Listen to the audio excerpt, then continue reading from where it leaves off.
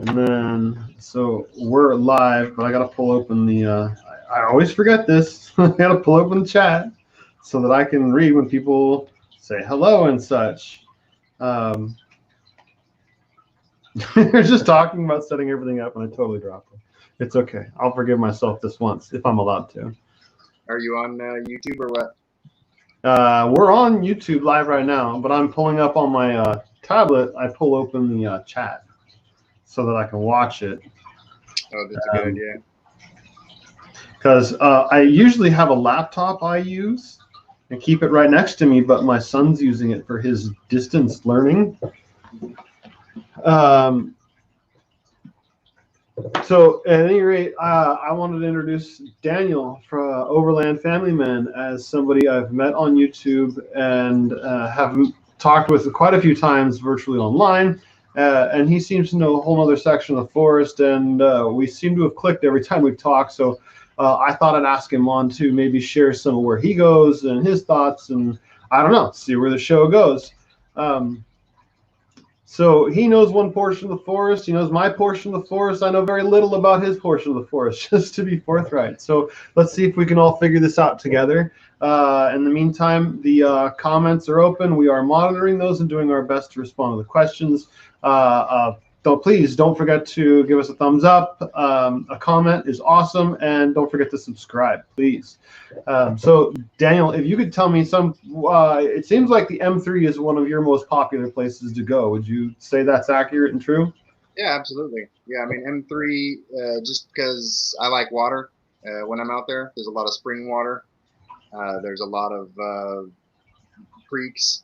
The elevation is generally higher, so in the summertime it's a lot cooler. Like all the areas that I frequent are around that 5,000 feet elevation. So in the summertime, that is a lot easier to deal with than down low around the Eel or around Pillsbury. It's just too damn hot. Mm-hmm. It also gets busy over in there. I think you were the one that mentioned the other day that by default everybody just goes to Lake Pillsbury and then either stays in Oak Flat where you have a campground host, in other words, a mommy, or you go dispersed camping up on Whole Mountain, which is great and all, but it's where everybody goes. So that's fine. If that's what's for you, go right ahead. But it's not what's for me. It seems like every time I've stayed down in the basin, something's gone wrong. We've heard gunshots. We've seen cars come back towed in that have been rolled from people drinking and driving.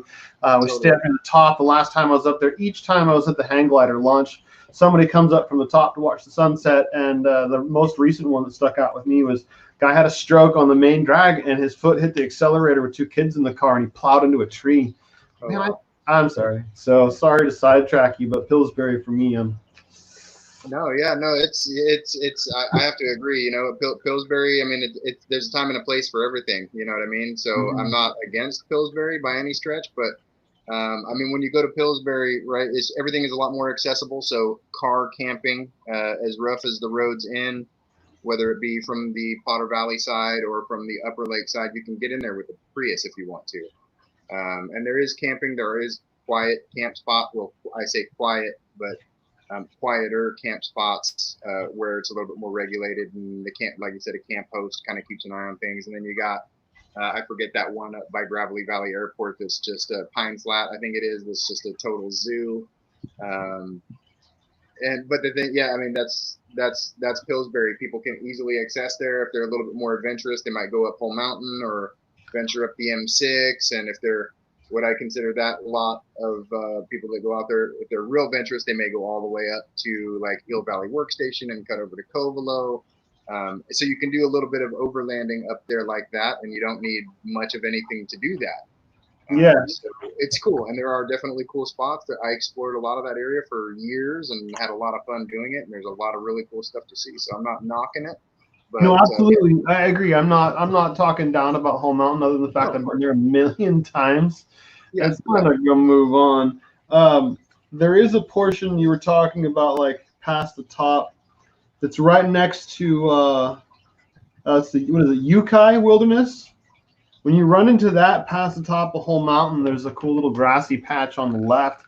I think I showed it in one of my videos. That you see on the left, there's a road, an end road that goes to the right, and there's some really cool camping. You go back on the north-facing side of the mountain, so the climate's a lot different than it would be at the top and or on the south-facing side. The south-facing side gets really cooked. But I'd like to know more about the M3 area. We've talked about Pillsbury a whole bunch, so I want to learn something new. So you talk about water springs. You showed me some structures. I've noticed on the map that it seems like it's 1,000 miles long. When I look at it and I go, well, shit.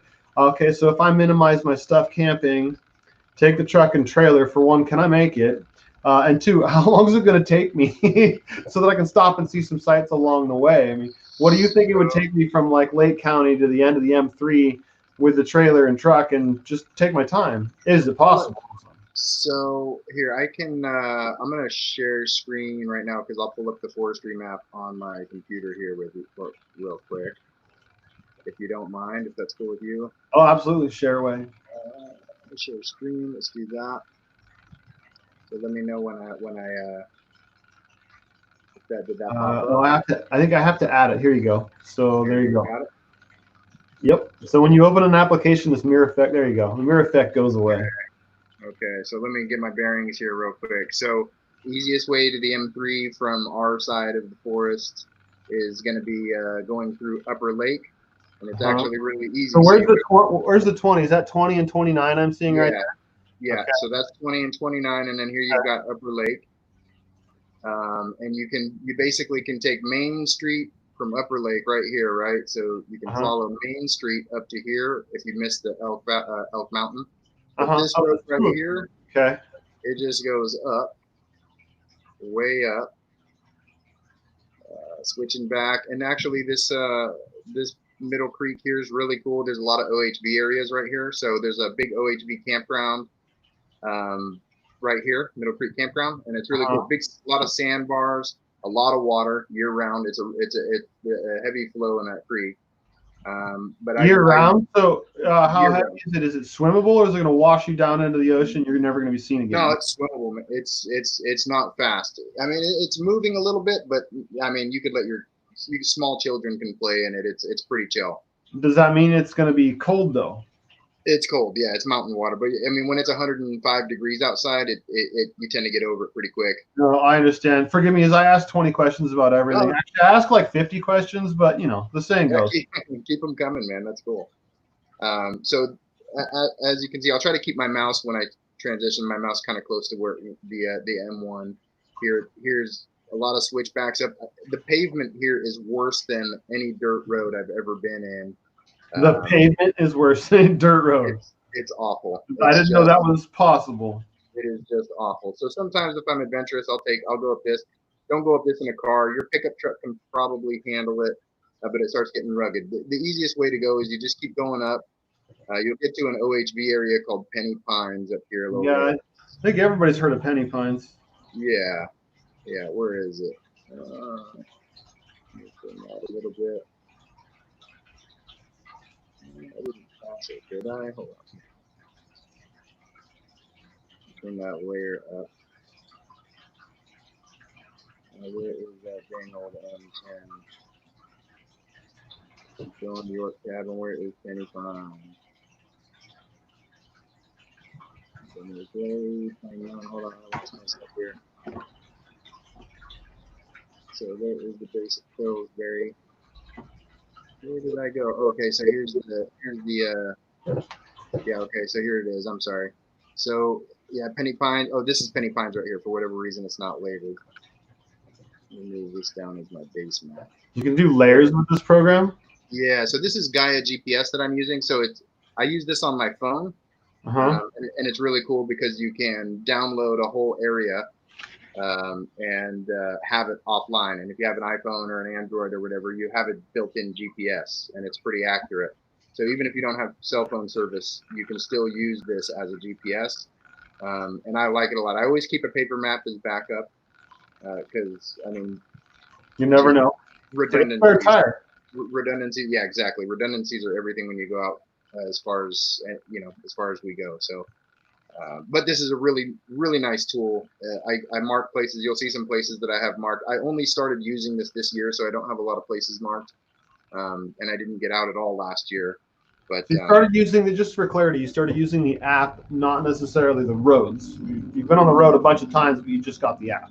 Yeah, correct. Yeah, yeah. I've always used paper maps for, as long as I've been going up there. So, but the GPS thing, a bunch of people that I follow on YouTube are using it, and I decided that it's $40 a year for the premium version. There is a free version and a $20 a year version, and I figured for $40 a year, I mean that's a couple beers or one less dinner, going out to eat to have a useful tool. So I figured give it a shot, and I like it a lot. So right here, this is the Penny Pines campground, I believe. And then right here, there's a sign that points, and I think it says Bear Creek Campground and M10. So there's a really visible sign here. All of this is traversable by a car still at this point. And the M10 just continues out. Is that a gate? No gate. I don't know what that is. Okay. No gates at this point. There is private property on either side of this road, but it's traversable with a car. Okay. In fact, last weekend when I was down there was a Prius parked by Bear Creek. Okay. Using Prius as an example. I know, but it was an actual Prius of all things. Huh. Well, I've seen a Caprice Classic, a cop car at the top of Whole Mountain. Not literally the top, but at the apex of the M1. I was shocked. That's funny. I don't know. I made it. So this is these are gates, these dark black lines here, and that's private property, I think, out there. As a matter of fact, private land. I can add private land to this map. Yeah, so you can see. So it's got private land map, so you can see where you're traversing public or private land. I just shot a buck. It ran in your backyard. Can I go get it? Yeah. So I mean, you can continue out here. It's really the road most traveled, so it's not really too hard to get where you want to go if you're taking M1 to M3, and it just keeps going, switching back on the mountain and whatnot, and then you get to the Bear Creek crossing. That's where this is right here. I'll pull it up on. I would say, one advantage to using Google Maps is you can switch between satellite view and regular view. Although you have a lot more detail that's prevalent, like steepness of the cliffs and road names. You can enable satellite. I could also dim it down a little bit. So I'll just enable satellite, but you can kind of see. When I came back on Sunday of this last weekend, I always see people here. Cars tend to park here because they don't want to go any further, and I would assume they just jump in their buddy's pickup truck or whatever. Okay. My internet must be slow or something. I don't know. It loses resolution. But I came back on Sunday of Memorial Day weekend, and this was packed. I mean, with people, dogs. I mean, it was just a total zoo right here. Because this is a really nice swimming hole right here. And actually, under this tree right here, this is private land, Mendoza property. They're pretty nice about it. I've met them. I've talked to them. They're pretty nice folks. They told me, hey, this is private property, and I said, hey, is it cool if I just hang out here for a little bit, and I'll pick up some trash if I see it, and they were cool with that. All right. So right here, let me go back. Satellite with labels. So unfortunately, all the waterways in most of Mendocino National Forest have been infested with, not all of them, but most of them, at least on this end, with Sacramento pike minnow. It's also known as squawfish. It's an invasive fish. Heard of those? They're fun to catch though, and there's a bunch of them in here. You can throw anything in that water. It doesn't matter what it is, and hook a 12, 18-inch pike minnow. And I tend to stab them and throw them up on shore because they're invasive. They've destroyed the trout population in this creek, unfortunately, because they're just voracious predators. When I think of minnow, I think of this little tiny fish. How big is a minnow? No, they're big. They're bigger than any trout you'll catch up there. I don't know if you can. What? Wow. They get 18 inches easy, real easy. And what kind of gear are you using to catch those? Just a hook and a piece of power bait, or I've had marshmallows left over from s'mores and just broke a piece of that off there and put it on the hook and threw it out there. They don't care about smell, nothing. I mean, you could probably throw a shoestring in there and they'll bite on it. Does this sound like bluegill? Yeah, but they're fun. They're fun, but they're invasive. It's pretty widely accepted in the state of California in waterways like this to just stab them and throw them up on the shore. It's kind of sad, but it's an invasive species, so we treat them as such. Anyways, moving along. It's pretty similar to Pillsbury, but almost looks a little bit like Indian Valley. It's real like chaparral. Yeah, Yeah, this is a big gravel bar here. In past years, somewhere about here was a big washout, and it was, I mean, it was hard for a pickup truck to get up there.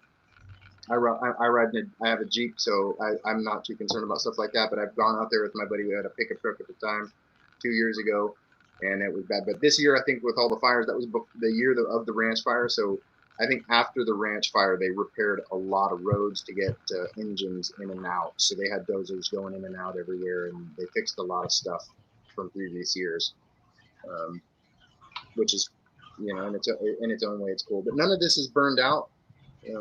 It's all still pretty green, and this is the Mendoza property here. Just you can just carry on through Bear Creek Road. This is still the M10, and this is where it veers off on the forest route M3. You can see it here on my map. If you do, I've seen cars go through here. I've seen Subarus go through here. Yeah, I would trust myself to get any car through there. The water's not deeper than 12 inches in the summer, and I wouldn't advise anybody to go out through there in a car, but you could. I mean, if you're confident in your ability. Because right over here, actually, one of my favorite campsites in previous years is out the M10 a little ways more, and it's the actual Bear Creek campground. So there's a really Can you drop a pin right there and then zoom out real far so we can kind of get a perspective as to where you are? Yeah. So let me see. Or just zoom out. I don't know. Yeah, I'll hold my mouse where I was. Can you see my mouse cursor? Yeah, we see it. Yeah. Just want some perspective of what's what. So you can see penny pines. All right. Penny pines over there to the left. This is the M10 where 3 Crossing is here. Oh, okay. It goes like that. And this Bear Creek equestrian campground's kind of cool. It can be higher traffic because this is kind of one of those roads that people traverse across the forest. You can take this all the way over to Stonyford. Okay. Which so is it a fairly wide, well-graded road? Yeah. Overall, yeah. You can. Again, I would trust my own ability to take anything across this road in most years. This year, I haven't gone past the M3 at all, so I can't speak for any of this, but generally, this is really smooth. And a really cool campground is Bear Creek Campground. It's easy to get to. It's not a long way into the woods. You're in a higher traffic area. Not that there's a lot of traffic here, but you've got the possibility of somebody driving by. It's got some vault toilets. It's got running water year round. So that's a really cool campground. Running water down in the in Bear Creek? Right here, yeah. Oh, okay. Yeah. Just making sure we're not. I'm trying to be as specific as possible because some campgrounds actually have running water. Like yeah. No, by all means, ask any question. There's no such thing as a stupid question, right? But this is a really cool campground, and it's a semi-developed campground with vault toilets. Okay. But I'll go back up the M3 because that's what you kind of want to know a little bit more about. So as you get into this area, this you can see is all burn area now, and it's in its own way, it's really freaking cool. Like you can see a lot further than you've ever been able to see in years past because it's just the visibility. It just opened up the roadside, so you can see beyond the trees that would normally be blocking your view. And the M3, it goes for a long time. And I'll take it. You mentioned driving cars and campgrounds and whatnot, and the rivers. Are there any ponds at all? Ponds or lakes for fishing? No real fishing up this way like that. Mostly running water and springs. So swimming? You can get wet. None of it's really too deep, but I mean it's enough to cool down. There's some decent swimming holes. I'll show you up where there's a few swimming holes that you can get into. I'm not trying to rush you. I'm just trying to make sure I cover all the bases so we understand as much as possible. No, you don't got to keep explaining yourself, buddy. It's all good. You ask away. Yeah, but not really a lot of ponds and stuff up this way. That doesn't mean that there's a lot of really cool stuff to see though. M3, it goes on forever and a day. There's still going to be some private property in this area, but you just kind of follow the road most traveled. On out. There's a couple creek crossings. I'll try to point out where those are. One of them has a lot of property owners also make it very abundantly clear where their property lines are. Yeah, yeah. They do their best. Not every single one. Don't take my word as the gospel that every property owner, period, has put up signs, and as long as there's no signs, you're okay. But the vast majority of them will have placards out saying no trespassing, no hunting, no fishing, blah blah blah. Totally, totally. And from on this stretch of M3 to this bend right here, um, there's a handful of gates. There's some fencing and stuff like that keeping you out. So this right here has a sign that says private property, no trespassing. However, I'm not gonna. I don't want to advise anybody to go down there and piss anybody off. But it is a forestry road, and the private property is only this section here. I don't know if there's an easement or not. So basically the width of the road. and there's a gate here, so I'm assuming that there's no easement. So that kind of is what it is. There's no going up that way. But the M3 cuts sharp to the east here, and keeps going upwards, and you're gaining quite a bit in elevation. Here you're at 2,600 feet, if you can see that.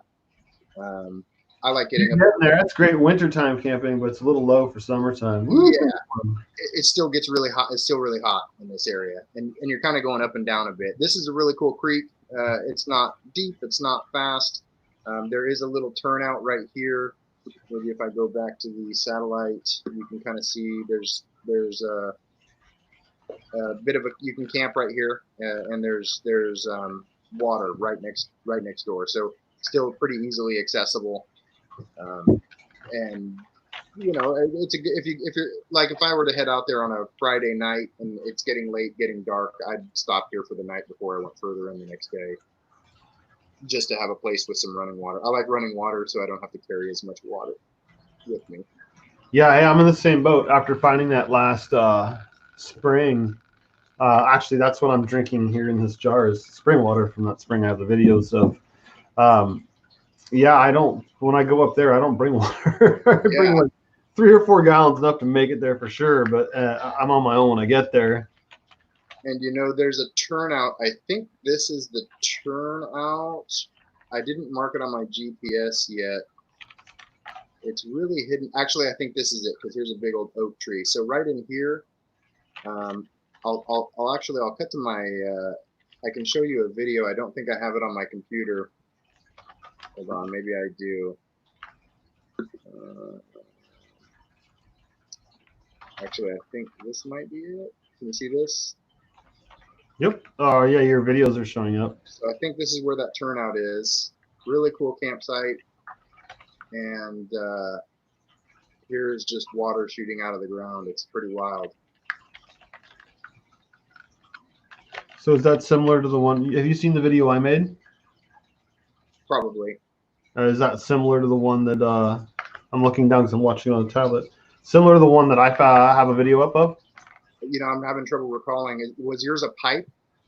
It starts out coming out of the base of a pine tree, goes about 3 or 4 feet into a box, and in the box has a piece of pipe that goes down the hill to give it some run and make it easier to bring bottles to your car. Yeah, this isn't nearly as developed.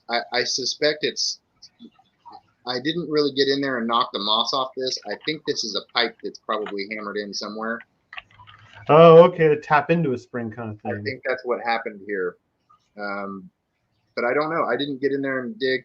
So, word of warning, though, this area was loaded with mosquitoes. Well, you got water. Dude, it was so bad. It was so bad. I was only here for 10 minutes. There's a big over in this area here. This is where that creek that you're going to cross a creek in a minute up the road from here. And over here was a marsh area, and it is just a mosquito cesspool. Also, I jumped out. I was wearing shorts, and I felt something on my leg, and I had a tick on my leg, and he didn't bite me. So I checked my dog, and she had a tick also. So less than 5 minutes, there is like quite a bit of pestilence at this area. But still, I mean, really cool, really cool to see. That spring is really neat. It's one of the cooler springs I've seen up there. And then again, that's I want to say it's right in this area here. So moving up a little bit further, You get to, this is a nice little creek crossing I was telling you about. It gets pretty dry, more scrub land for a little while. But there's sweeping vistas. If I pull out a bit, I mean, the vistas up here are something else. I can show you some video of that. I think this is going to be just, this is kind of what you're looking out at over there. So you can see all the burn, but that's what this whole section of road looks like. It's pretty amazing. Yeah, I've captured quite a bit of burn from with the drone. It's kind of sad. Yeah, you know, but it's also, you know, these woods are made to burn. It's also good in a lot of ways. It creates a lot of graze for the deer. Yeah, fresh green growth. I get it. It's part of the cycle of life. It's part of the cycle. Kind of brutal. But this is all along that early section of the M3 here.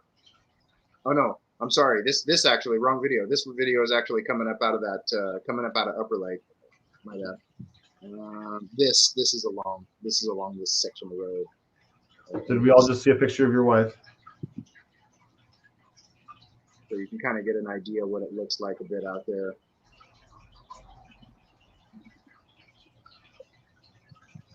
When was this shot? When did you take the video?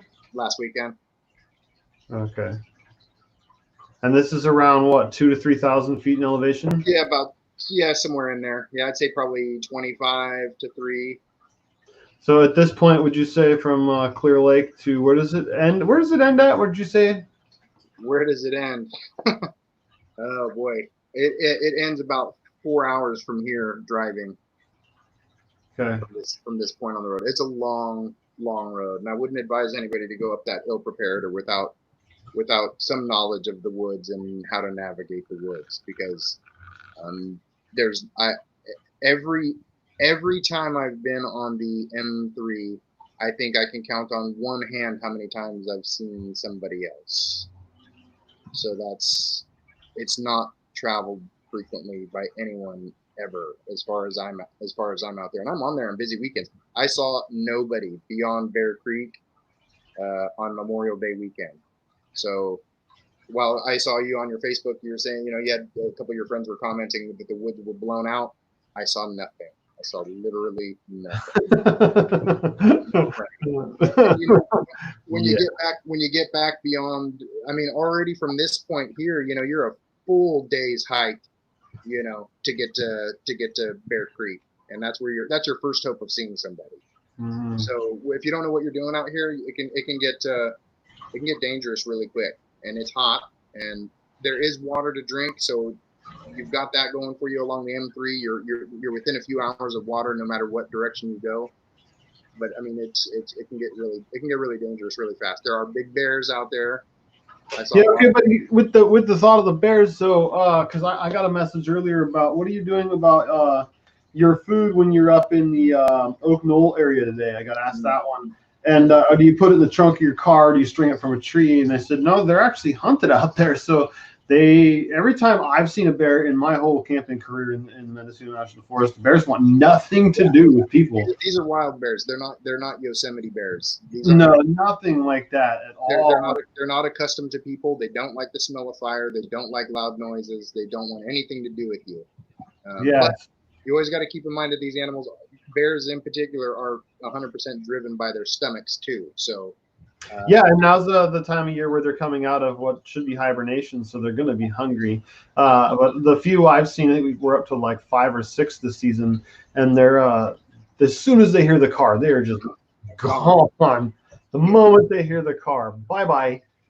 Yeah, so, I tend to not leave food in my vehicle though, because I'd rather not have that insurance claim. If you know what I mean, like if they do decide to go for your chow. Better to tear up your ice chest than peel your car open like a tin can. Absolutely agreed. So I don't do anything to mitigate bears. I do carry guns on me every time I go up here, but I don't plan on ever shooting one. It's just I'll make noise if I have to, and I just leave my food out where my kitchen is set up, and I hope I hear them before they get too deep into it. You know, that's about as far as I take it. So now at this point where you are on the map from Clear Lake to there, how long do you think it'd take me to drive there in my truck? Just from Clear Lake to here, you're probably an hour and oh, 20 that's not minutes. bad at all. It's Okay. not bad, but you know, if you're gonna stop and that's if you're taking solid drive time. Yeah, you're probably an hour to an hour and a half to this point here Okay. from Upper Lake.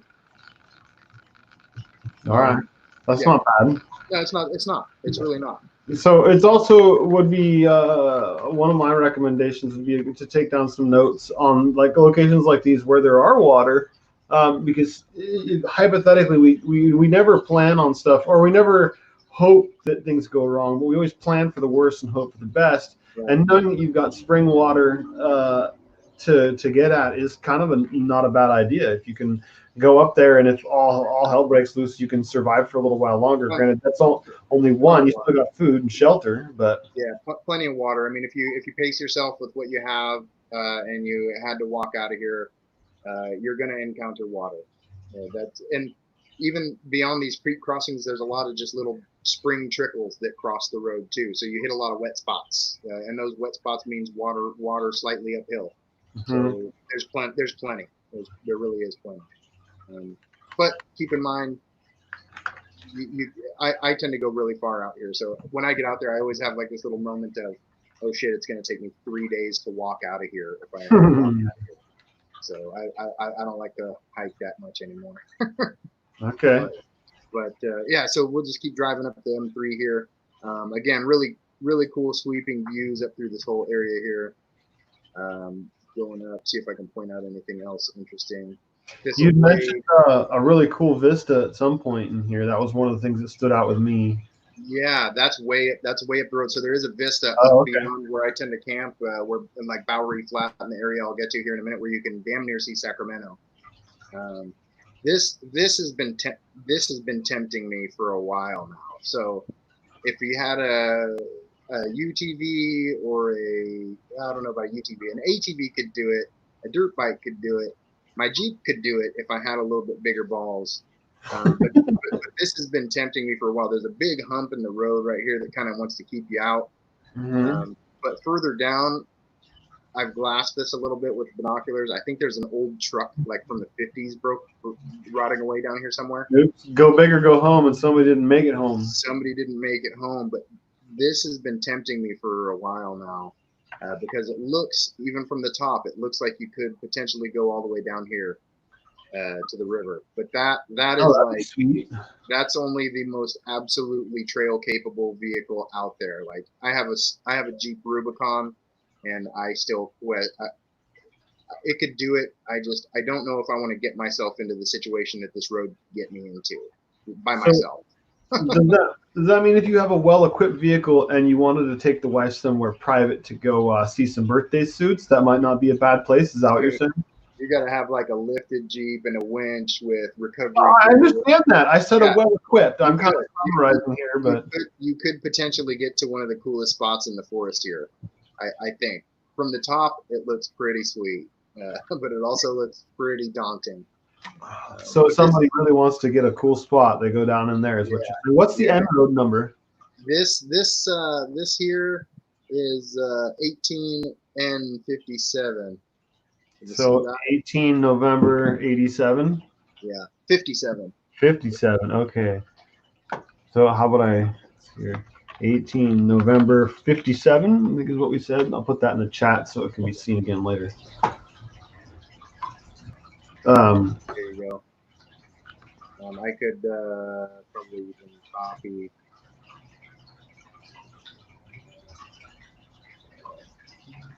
What are you trying to do there? Trying to figure out how I drop a pin. I can't remember. Oh, we can find it. I put it in the chat so it shows up as the end number when he comes back. So here I can copy. I'll copy coordinates. Copy. And there you go. That works. Now I got both. No, I have both. I don't necessarily have the well-equipped vehicle though, so I have to find somewhere else to take the wife to see. I'll show you some spots. This is kind of a cool area. You could drive up to here, and it's just a sweeping view. It's a really cool view. Okay. So is that like the edge of a bluff kind of thing? So you're Yeah, overlooking the valley? yeah, exactly. Yeah, yeah. It overlooks I'm pretty sure Bloody Rock and everything is in sight from the on the river there, and it's pretty pretty neat. Again, you see me drinking this, what looks like it's supposed to be one of those weird kombucha drinks, but it's spring water. Ah, nice. Yum yum. And I want to just take the moment to please, if you're enjoying the stream, please a thumbs up means a lot. It makes a big difference. Comments are awesome. Let us know where you're watching from. We'd love to know. And please consider subscribing. So again, Daniel, show us around the M3 and let's see where to go skinny dipping. Cool. I'll Thistle Glade, decent little campground here, kind of dry, too dry for my taste, but semi-developed, no vault toilets or anything like that, but somewhat.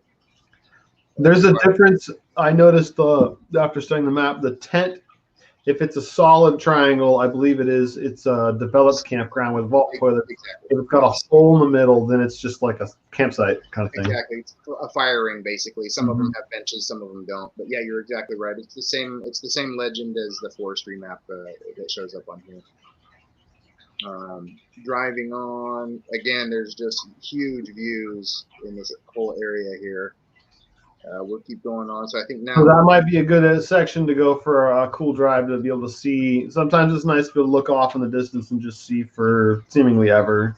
That might not be a bad place to go check or do something like that. Super rad. Yeah, very, very cool area for that. Absolutely. And there's a lot of little turnouts like this you see here where you can kind of, you can turn off there and camp if you like. I mean, it's dispersed camping. Yeah, it's dispersed camping. You can go anywhere you want, really. So that's pretty neat. And then driving on. There's a couple waterfalls along the way. I'll try to point out the areas where those are. There's at least two that go through culverts under the road that are really neat. I've climbed up them a bit, and there's actually some swimming holes. It's kind of rugged to get in there. It's not like you're setting out a towel to chill out up there, but yeah, I mean you can get waist deep in some of those holes on those waterfalls, and they're abundantly clear when you're going out this road too. Like when you see them, you can't miss them.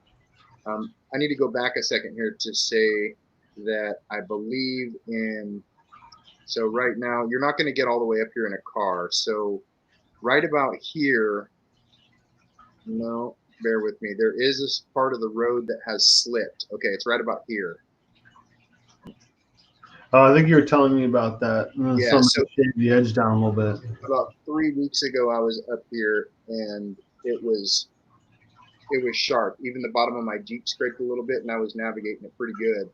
And I hit my rock sliders a little bit. So a car is not going to do it at that time. A pickup truck wouldn't have done that, like with stock height. However, last weekend I was up there with my buddy. He had a bone stock Ram 1500, stock highway radial tires, and he navigated it without scraping. So they had rounded the edge over. Somebody went out there with a shovel and knocked the sharp edge off of it, kind of rounded it out. So it's a bit of a drastic bump down. It might scare the average Joe, but at the same time, it's navigable. I mean, I would advise going in two vehicles. If you're low to the ground, you're not getting anywhere beyond this point in the car. Up until here, you can drive a car if you wanted to. But yeah, I mean, I think your pickup truck would do it just fine. I think a pickup truck would do it just fine. Just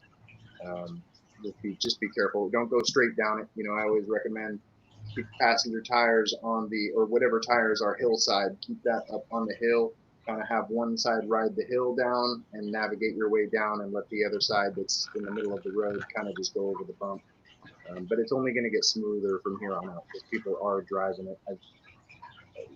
I've seen tire tracks out here. I haven't seen anybody, but I've seen fairly recent tire tracks. So I mean, it's gotten smoother in the last month. But show us where the skinny dipping is. I'm dying to know. Let's get there. So here's one of the dope ass waterfalls. Is in I think no. I'm way back. That's that creek I was telling you about. Yeah, it's some trouble when you've got no landmarks. You just go off trees and turns. Sometimes. Yeah. That's it. Oh no, that's not it. Yeah. So here's. You don't have buildings. Totally. There's nothing out here anymore. Actually, there's private property somewhere offshoot with an American flag on it. That's the only landmark out this far anymore. But we keep going up, and then now think this is where we were. I think this is another creek with a culvert and a waterfall. We'll keep going up the M3 further and further, further and further. This is another creek with a culvert and a waterfall right here. Keep going up. So that's pretty cool. We're gonna keep going, keep going, keep going. Got to get to Skeleton Creek, which is a really cool creek. And are you there yet? I don't know. I'm waiting in suspense. I know it's there somewhere. Good things come to those who wait, and I've learned Here to we wait. go. Okay. So this is another really cool area. You can kind of turn out. You can disperse camp here. Is that a car? Look at that. Is it a Prius? First car I've seen up this far. It's on my GPS map. This is a really cool vista. This whole area here, and then it turns into Skeleton Creek. So this green belt here, that's Skeleton Creek, and it runs roadside right probably about here. I mean, you could easily step down to it. It's a fair amount of water. I don't know how deep the holes are. I've only gotten out to explore probably here and here. But this is a spring right here that I marked. It's shooting right out of somebody hammered a pipe into the wall, and it's just awesome water. I always fill up a jug right there. It's crystal clear.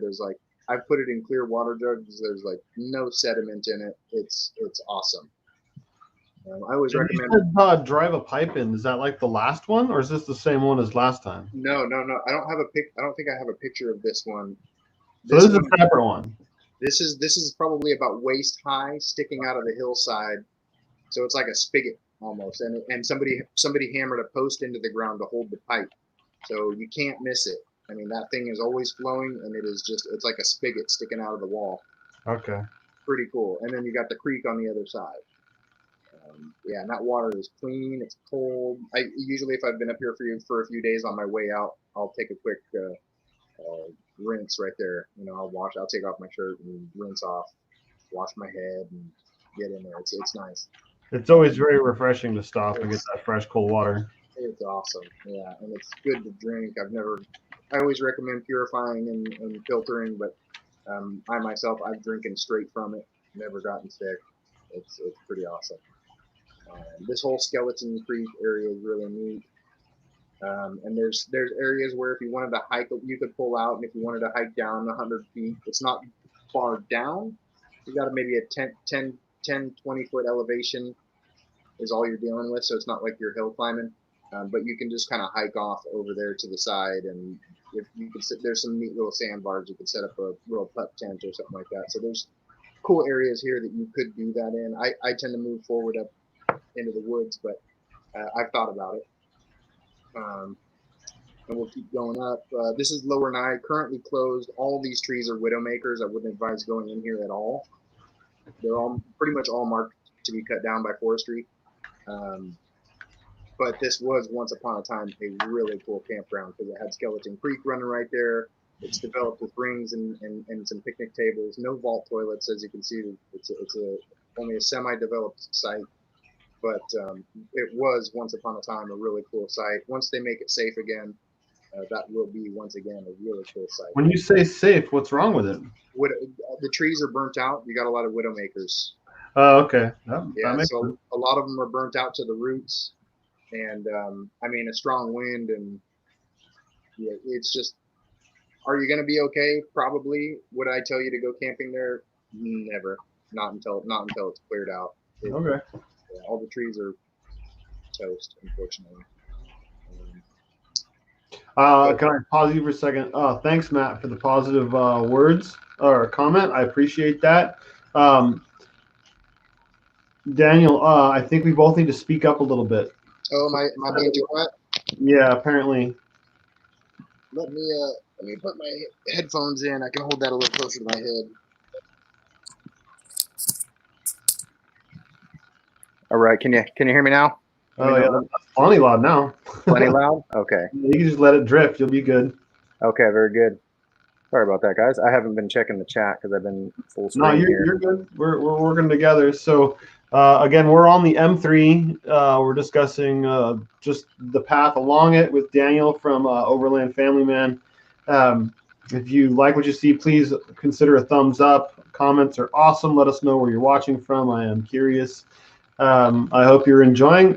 Please feel free to drop questions in the comments. We are doing our best to watch the chat.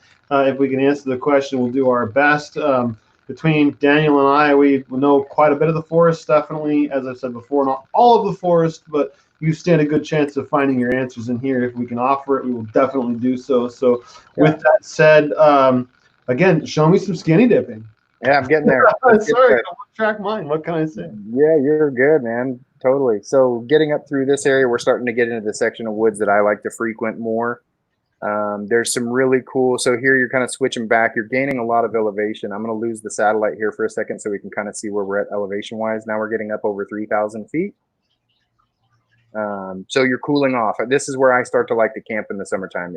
It's that 3,000 to 4,000 feet is really nice. It doesn't get too cold at night. It doesn't get too hot during the day. It's still plenty warm, but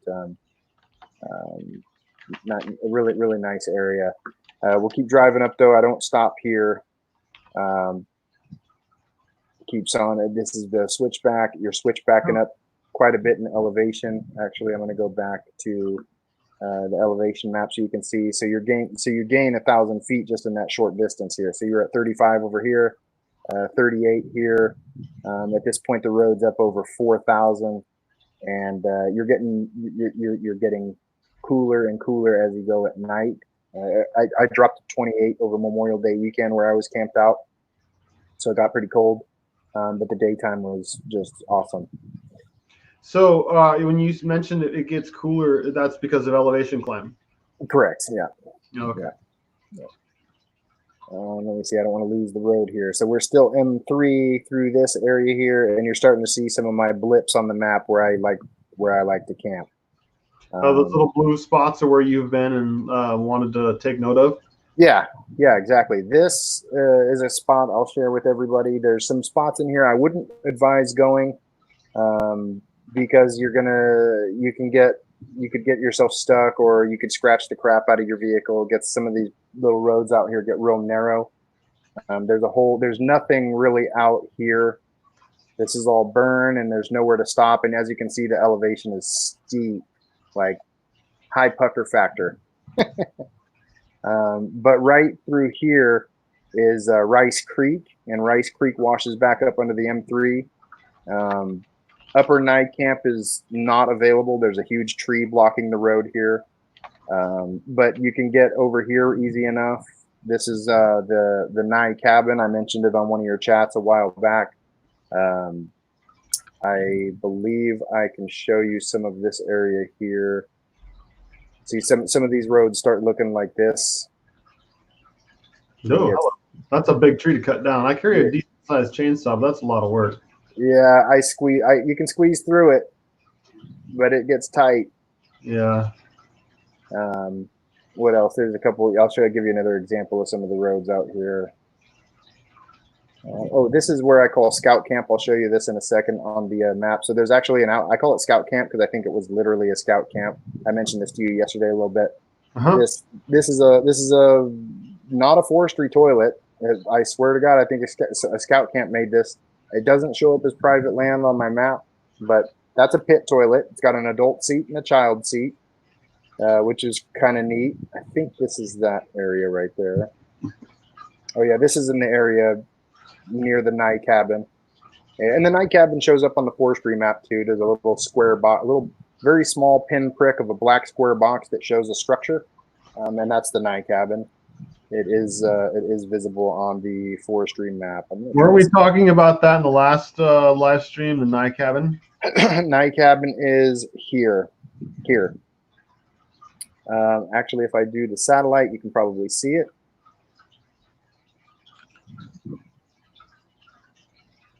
It's under this tree. It's under this tree right here. Yeah, I was able to find it last time. I forget how, but I found it. You can Nye Cabin, Mendocino. You can. This is it when they protected it from the fires. This is it.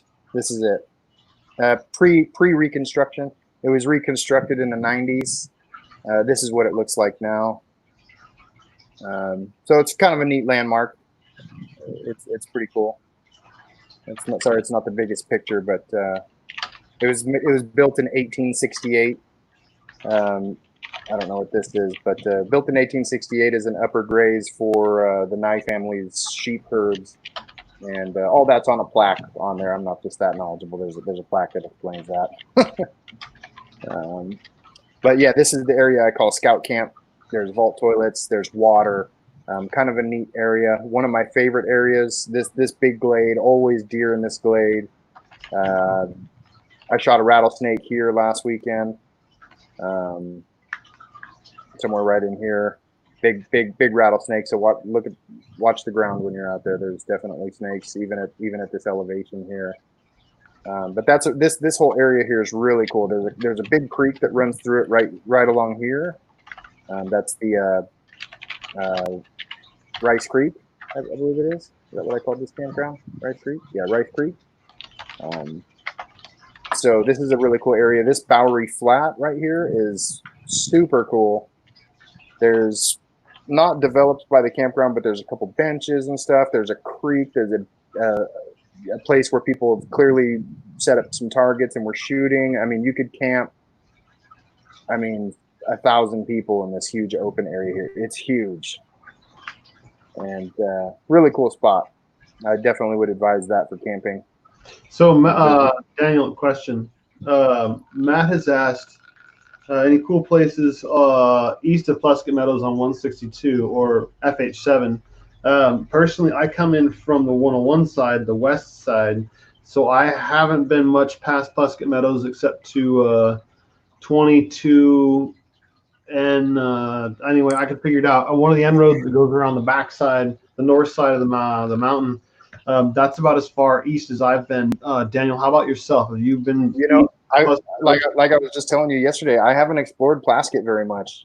In fact, never. That whole I've aimed to get there and just found such cool spots. I've never made it all the way because I come in from the bottom. I'm overlanding the whole way up. Well, so I wish I could say yes. Every live stream I've been doing, I'm learning of new places that I do my best to branch out every time and go somewhere new that I haven't been. But it's like the more places I go, the more places I find, because not everything's on the maps, and it makes me wonder and want to get out and explore more. I've been out the last almost 3 weekends in a row for day trips, and it's been a lot of fun. It's really awesome, but it just makes me want to go more and more and more. So yeah. Yeah, I mean, coming in from 162, I have hit 162 where the 3 runs into it. Where is that? Because the 3 does eventually run into it. So coming from 162, you can shoot down the 3. I'm just trying to remember where it is. Oh, I have this turned way down. I need that up. There we go. I have to refresh my memory here. I was up here about a month ago. Yeah, I wish I could tell you where to go, man. I don't know the area well up there. It's all right. We're all gonna have to explore together. And Matt, if you go up there, please, if you're on Facebook, and tag me in the post so that I can see it. If you liked it, please feel free to come on and let us know so we can explore it more together.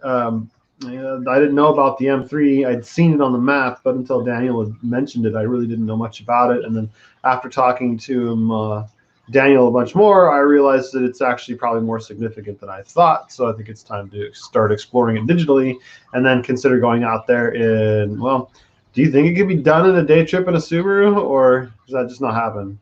M3? Yeah. Yeah, it's going to be a long day. But yeah, you can do it. Bring gas. I've circled M3 all around the M6, come back around the other side before, and that was you're probably talking 7 hours to go from Upper Lake up all the way around M6 and then back. You're probably 7 hours, 7-hour drive total. If I were to say.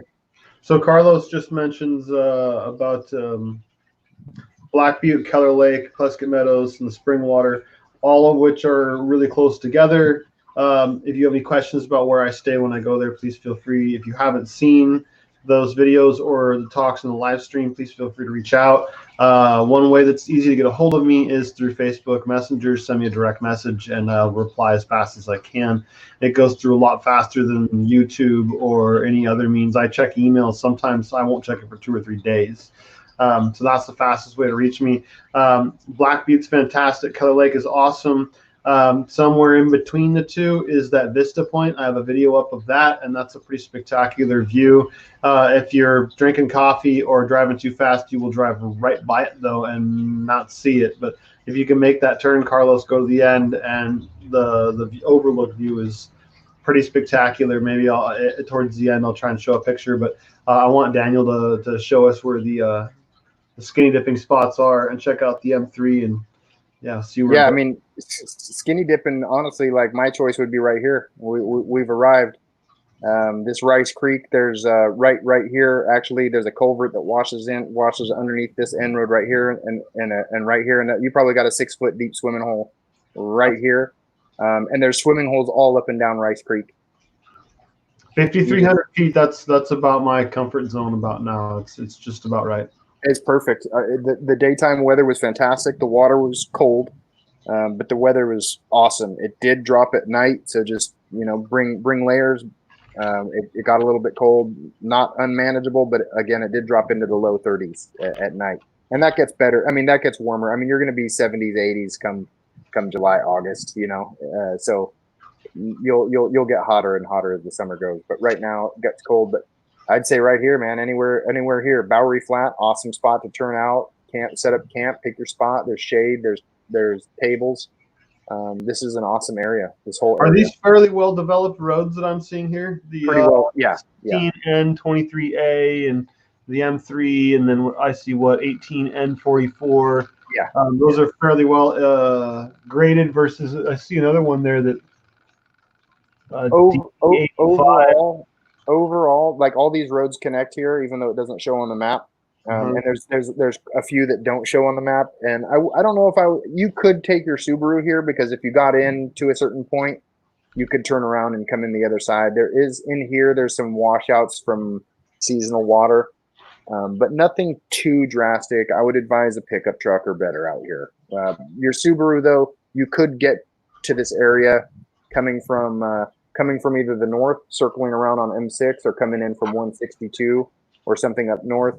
But your Subaru is not going to make. I don't know if you want to try that washout. I just don't know if you're going to have enough clearance to get over that one section of road I mentioned earlier. I got warranty and insurance, but I don't really want to have to explain that to them.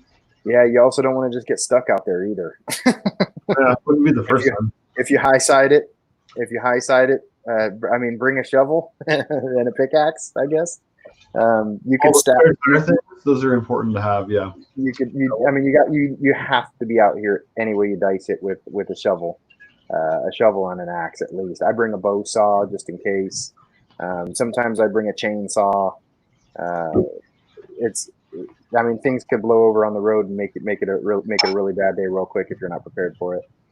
Yeah, the chainsaw is really handy, not necessarily just for getting firewood, but as you just demonstrated with that tree, sometimes stuff on the road there's a lot of trees that are burned out in the vicinity here. A lot of this is still green. The fire did blow through, but there are burnt out trees, and they are close to the road. And all it takes is a good gust of wind, and you're going to need that chainsaw. So I tend to be prepared like that if I can.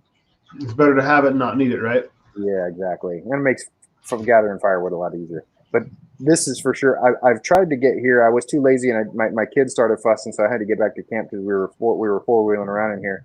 But I really wanted to go check out this area.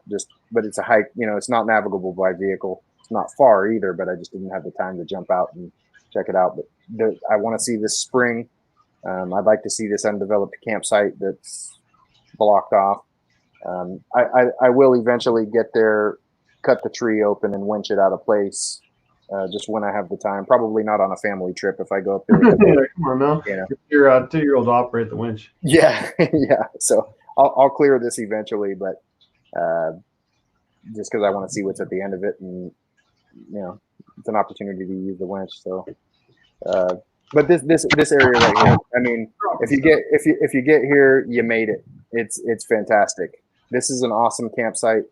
I think I got a video of that site I can show off when I'm with my buddy. I mean, this is one of the waterfalls along the M3.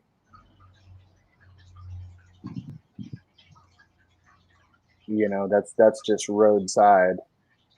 That's cool. So not fishing that though, that's for sure. Yeah, no, there's nothing worth a damn in there. This is where we camped there, the Rice Creek camp. I think that was actually a live photo that went live, but the creek runs right here.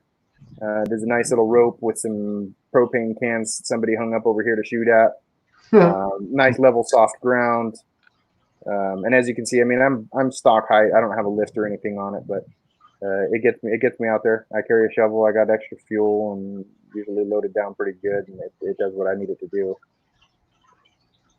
Yeah, I see guys out in their Jeep all the time, and it's like, see some of them, they can pack their Jeep just fine. They got a little extra room, and there's those that just need to admit they need to buy a truck. Yeah. I mean, I have a big 4x4 van, but I mean, I can just go places that other big trucks and big vans can't. My van is awesome. I love it. I got a bed in there. It's 4x4. I could take it out here. I just have a lot more fun in the Jeep. Mm-hmm. But that's the guy. There's something for everybody. So yeah, to each their own. Exactly. I'm trying to see if I can show you a better video of the campground. This is where we camped over Memorial Day weekend. So this is just a really nice area here. We were able to set up lots of level ground. The creek runs over here right behind my Jeep. That's nice. You got plenty of room there to spread out. Plenty of room. There's so much more room than that. There's room over here. There's more over there. Just plenty of room. And my buddy's family got out there in a pickup truck just fine. So that's kind of that vicinity there a little bit. I've ventured all the way up. There is more to see. I tend to I've done some exploration up here. You get up really high elevation in some of these areas here. Following the M3 up, there's some cool springs and stuff. There's some cool trails that you can venture off. I've been meaning to go down this way because, as you can see, there's a lot of springs. So this is on my hit list to explore this area here. So it's also probably a wet, lush area where you might be a good place to go to see more wildlife. Yeah. I can't advise going in there or not at this point because I haven't done it myself. But you can see there's a pretty significant elevation drop. It gets down to 3,200. All of this is really steep. I don't know how usable this is, but you can just see by the terrain lines that it's steep. But there's a lot of springs right along the road. I mean, who knows? I don't know. I haven't done it yet. I have explored some of these offshoots. Hayward Spring is really cool. I've been down this way a ways. It's all really steep. But you do get into kind of you're running along a ridge line here. I haven't gone all the way. I ended up turning back because I was trying to circle all the way around. But this all looks really enticing. I haven't done it yet. I have a lot of those. Yeah, it's on my hit list. But I mean, it doesn't look like much on a map. But I mean, even just getting down this short jaunt, where was I? To Hayward Spring. Where to go? Son of a gun. Back up here. Yeah. I lost it. Son of a gun. Anyhow, it didn't look far on the map, but I mean, that's a 15-20 minute drive right here. That's a good 20 minutes from here. So, the further out you get, you get 40 minutes out, and then you're 80 minutes back from the road. So it's like it turns into a long journey real quick, as you know, and a lot of stuff is blocked and by trees and whatnot. Mm-hmm.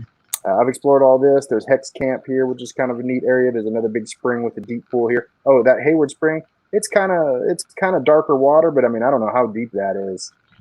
Same with Hex Camp. Hex Camp's got a neat spring and a pool right here. It looks like a primitive dam that somebody may have built at some point in history. Lost Camp Ridge is a cool vista. You can drive up and it circles down and it does a pretty nice elevation drop, about 1,000 foot between here and there. as you can see from the map. There's exploration to be had out here. It's all really steep. I've driven around some of it, but not much of it. But if I pull out a bit, you can see, and you can kind of make out some of the terrain. But again, these creeks are all wet still at this time of year.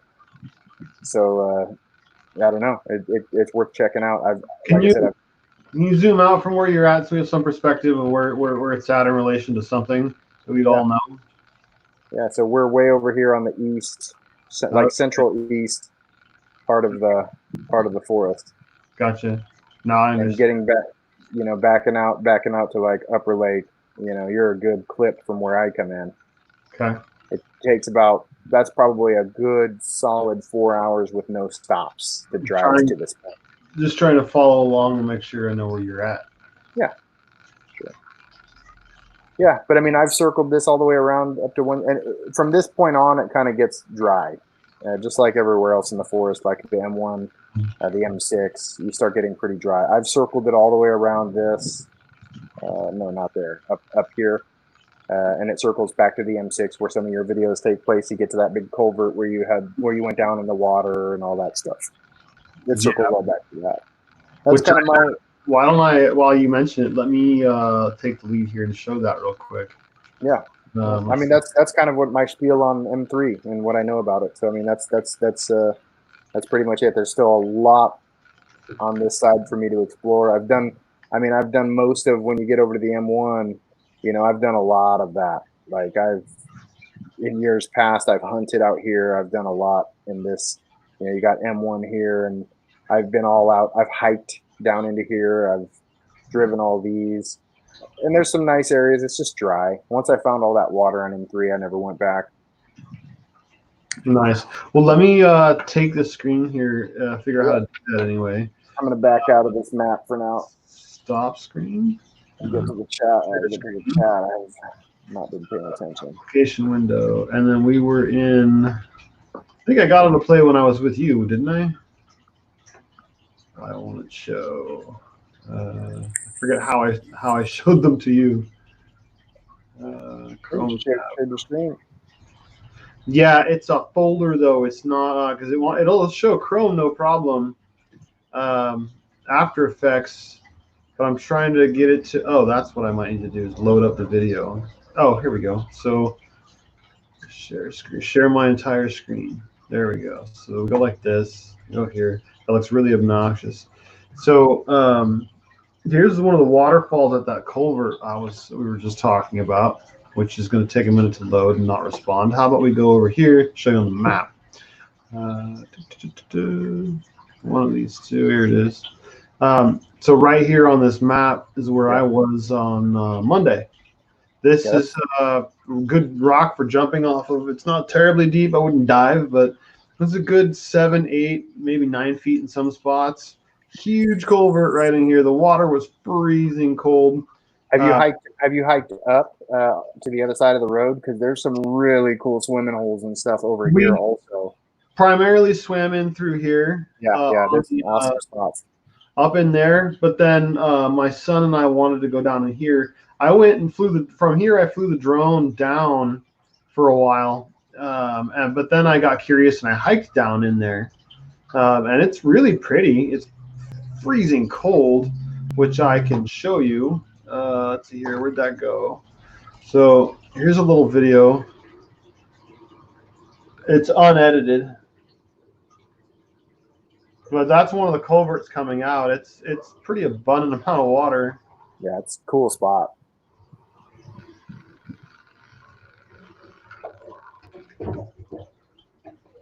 But it's kind of neat to be up behind the water. So that's a cool swimming hole. We got really lucky and got there, I don't know, like noon or something, and people were packing up and leaving, so it was great. But I realized on the way back up, I almost put my hand on a rattlesnake. Let's see if we can, somewhere in here. I almost set my hand on this little guy. Carlos, answering your question, shovel extra gas and water. I mean, that's the fundamentals. I mean, I always have a little emergency pack of food. I've got some of those little ration bars. I wouldn't say that's mandatory, but you've got your bases covered. Bring an axe. Have a way to cut wood, even if you got to hammer your way through it, because it's never happened to me. But there are trees covering roads out there, so be prepared to cut wood. I carry a bow saw, a big full-grown sized bow saw, and that's overkill, or a chainsaw, whatever's feasible for you. I recommend if you're having a fire and you have a campfire permit, if you're camping out there, you're supposed to have an axe anyways. So definitely have an axe, definitely have a shovel, definitely have your water and some rations, non-perishable food.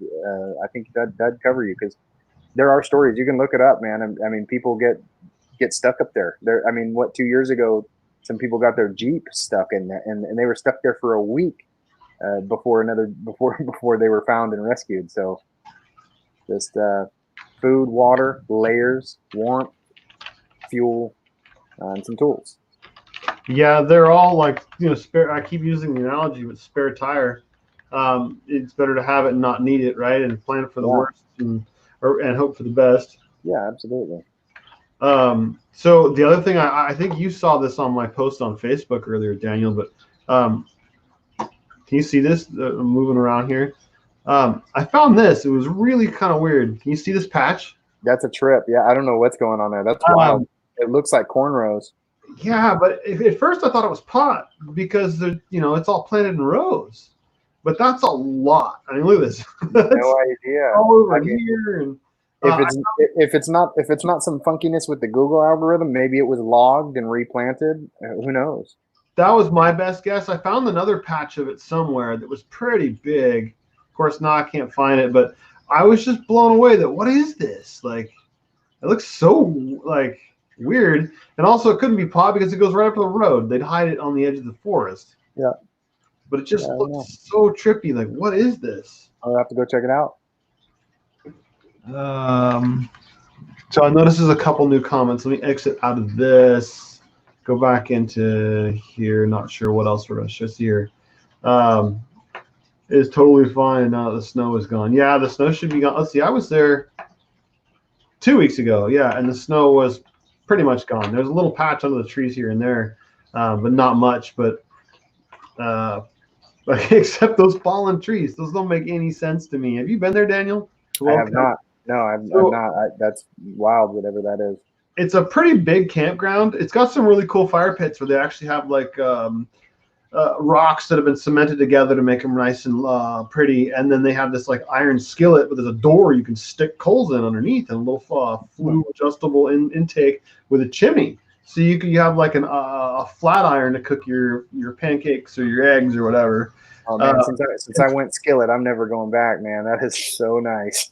It is, but someone cut down a lot of trees, and a bunch of them got cut up into pieces, but then they did nothing with them. So there's all these down trees everywhere, and what's going on? And it's a nice place, but it kind of depletes for me. And again, I like to disperse camp, so. I've been here a bunch of times. I stop there pretty much every time and walk through and just kind of enjoy the place. I think it's a cool place. It's just not where I want to spend the night. So that's my little spiel. But the other thing I wanted to bring up, let me go back to sharing. I think it's this way, and then I go over here. So I have mentioned this little spot before a few times for swimming. I've mentioned that I down the road have a video right at Horse Creek. I have another one at Trout Creek. Trout Creek's right here. There's another culvert here. Great places to stay. Actually, that culvert there that you just pointed out on Trout Creek, there's actually a camping spot right next to that culvert. Yeah, so Trout Creek, it's right here. Right there, yeah. You can actually, you pull down there and you can go down into those trees right there. Yeah, right in here. That's hard. Creek comes in under the trees, and then the Eel River comes and meets up. I don't have a video of this site per se, as like some of them, like I just put one out for Side Rod. We're actually kind of walk around and talk about it. But I do have one of flying the drone up right here, and the sun flares were awesome. And then I did an FPV flight where I flew through the trees, and then below the trees and right on top of the water. All the way down to about here and didn't crash. It was really good. But anyway, that's a great place. But what I was going to talk about was we've mentioned it a couple of times tonight. We mentioned it before on the other live streams. Is car accessibility. It's bumpy, but you can get there for sure. This spot right here, we made it in. So I'll give you some perspective of where we're at. So Whole Mountain is what, southwest. Now, when you go in there, are you coming in from Covelo, or are you coming in from Potter Valley, or me? I'm coming in through Potter Valley. I'm coming in on the M roads there, and then following on what is that, Elk Mountain Road? Right. Yeah. Anyway, we drive a 2016 Subaru, so it's not a big deal for us to hit all these roads. We can make it no problem. But the point I'm getting at is that we went out here, and a friend of ours drove a Mazda M3 to get here. Epic slow. Took a very long time, but not once did she have to get out of her car to check the road conditions or look for the best pathway. So that goes back to, I've said it before, and I'll say it again, is 60% driver and 40% vehicle. But the best driver and the best driver in the worst vehicle, they're probably going to make it in. You put the worst driver in the best vehicle, they're probably going to destroy the darn thing. Right. So there's a whole lot of camping out here in the forest, and Daniel's covered some tonight. I've covered some in past episodes, and I'll cover more. Cars can make it in these spots, but it comes down to you. It's not necessarily what you're driving. It's can you handle it? So it's kind of hard for people like myself and Daniel to say, sure, you can make it in a car. Yeah. If you're driving a Prius, a Honda, or a Corolla. Just watch your speed. Watch your speed. Be ready to have a passenger hop out, kick some rocks out of the way. Like, don't go too fast. Mind where your tires are going, and you can do it. Nocturne asked questions out where the big culvert is. Yes, he zoomed in where the big ass culvert is there. You beat me to the question. Perfect. Thank you. Yes, this thing is massive. I have some video of me walking through there, and these are big tubes that go down also. It's got to be, 20 feet? Yeah, and then inside this one here, they have railroad ties that go all the way down, and it's cemented so that it makes it a slippery surface for branches and rocks and stuff. But it's actually so much water's flowing through there that some of the rebar is eaten away. The cement is polished. It's pretty cool. It's on the cold side. Somebody like me who's a water Nancy, I jumped in the water 4 or 5 times. That was about it. It's cold. Right about here, there is a cool spot if you wanted to cannonball in. Right now, there's enough water that it's a good 10-foot drop. You could make it up there. This is the faster way down. This is the better swimming hole, in my opinion. But it was right up either here or down in here. Somewhere there's an obvious rock. That's where that rattlesnake was, and he was there every single time I went up. I walked around the edge and checked, and sure enough, it was there. But like Daniel was saying, there's some good stuff up in here. We had a great time swimming in here. We were able to keep our eye on the kids. I think we hiked down and through here, so we would have stayed our stuff under here and then let the kids roam this section in here, and then I took them through here. That was pretty cool. The one thing I would mention is if you go through this duct, be ready for it to be slippery. Stay out of the water because it's moving pretty quick, and if you slip and fall in there, you're going to have a hard time. There's nothing to grab onto, and you go out over this edge, and where it spills out, where the water hits the spillway hits the water, it's solid rocks and riprap to disperse water to keep it from eroding. And something to mention is a lot of people die in very shallow, fast-moving water because if you get your foot stuck or something like that, I mean, you can look at this. Just the Kern River is probably the best example down southeast of Bakersfield. You get your foot stuck between some rocks, that water pushes you over, you can die in 18 inches of water. Nothing you can do about it. So just be careful in fast-moving water. Mind your footing and always have a buddy. Yeah.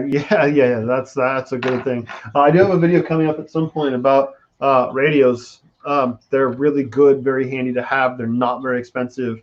And if you get in trouble, it is a way to communicate with the outside world because your cell phone's great, but when you're out here in these places, it's not good for much at all. Yeah, so, I mean, the M6 is highly traversed. I always see other people, at least 1 or 2 other cars when I'm going out there, and it's not, but I mean, for me, I'm like, oh, it's no big deal, but I mean, it can be a big deal. So not to make a mountain out of a molehill, but I mean, you're kind of a long way from a hospital and potentially no one's going to come by for days, even on these roads that look well traveled. Mm-hmm. Yeah, you just gotta be ready. Just gotta be ready for anything and just be careful. It's part of the thrill, though. It's part of the excitement. I live for it. I love it. It's pretty awesome. I love it. I'll show off this little guy. So I mean, there's these guys too. I got him last weekend. You know, he's probably a 3-foot snake. Hold on a second here. Let's make that. Oh, which one are we doing? Oh, stop screen sharing. There you go. That's a little bigger. Show it again. Oh yeah. Yeah, it's a good sized snake. So there's some big ones out there. Bigger than the one I saw last weekend. But yeah, again, so snakes, they're out and about. I hate to state the obvious, but it's not so obvious to everybody. Common sense really isn't so common to different people. So 'tis the season where as you go up in altitude, they're coming out just like the bears. Again, he didn't rattle his tail once. I mean, I got on him. He got aggressive with me. No rattle. So no. They're not always going to warn you either. Yeah, mine didn't either. I didn't notice except for the tail just slithered into a rock, and that's the only reason I knew what had even happened. Otherwise, I would have kept going about my hike up the hill and not even noticed that I shouldn't be alive. Way out there. Yeah. I think we've covered most of everything I had talked about. I don't know if you're watching, please let us know where you're watching from. Thumbs ups are helpful. Comments are fantastic. If you have questions, you can keep this going. But most of my notes we've pretty much covered. I talked about, the M3 making it on the M6. Or not the M3, but the Mazda 3 making it on the M6. The percentage, a good driver and a bad vehicle analogy. So that's about what I've got ready to go for this evening. So unless viewers have got something else to influence where we go, I'm probably going to say it's been an awesome time, Daniel, and I hope we can get back on again and maybe just brainstorm some other spots. I am, just for everyone, again, to reiterate for those watching, if you need to reach me, Facebook is a great way to do it. Send me a direct message. I reach out pretty quickly. I greatly appreciate comments on YouTube. I just don't get to them quite as quickly as I do via Facebook. But yeah, I'm always interested to know where people are. If they're finding something cool, please let me know, tag me, show me. I'm still learning this too. As I said before, I've spent most of my time up on Whole Mountain. Well, I was naive. It's time to expand. There's a lot better stuff out there than Whole Mountain. Great place to start off with because it's really obvious where you can stay and can't stay, and not a whole lot of roads to get lost on. But as you advance, you should definitely move on. So I don't know what else you might have to add there, Daniel. Any other thoughts?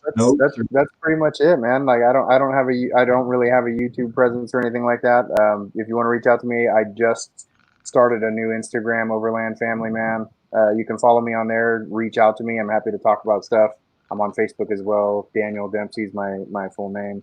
But I'm it's fun doing this kind of stuff. I love talking about the woods. I got a lot more stories about the woods out there that I could tell, history and stuff like that I've learned over the years. So yeah, feel free to reach out, and I hope we can do a group trip one of these days. Like you've been talking about it for a while, and that'd be a lot of fun. I'd be into that. And again, I would suggest Bowery Flat, just because, man, that spot is badass. Got water, big enough. But yeah, there's a lot of really cool places we can go, and we should do that. I think doing a convoy out there would be a lot of fun. Yeah, especially like I have the diesel 3/4 ton. I can carry so much stuff. So guys with Jeeps that can't carry very much, I can carry your 80-pound stove for you. Just saying. Well, I can yank you out if you get stuck. There you go. So go team. Sounds like a good team. Yeah. No man left behind. But again, please let me know where you go. The next trend I would like to start, which I just realized we kind of overlooked, is where's your pin? Where did you go? Pin being your pin on your map. Where did you go that you liked, or where do you plan to go that you'd like to share with us? So at some point here, I'd like to start that as where's your pin? Maybe that's a whole nother show, but yeah, let's do this again. And all I can say is thanks for coming on again, Daniel. Yeah, no, thanks for having me on it. I like to hear my own head rattle, so it was a good time. Right on. Well, later on, YouTube world. See you again next time. Yeah.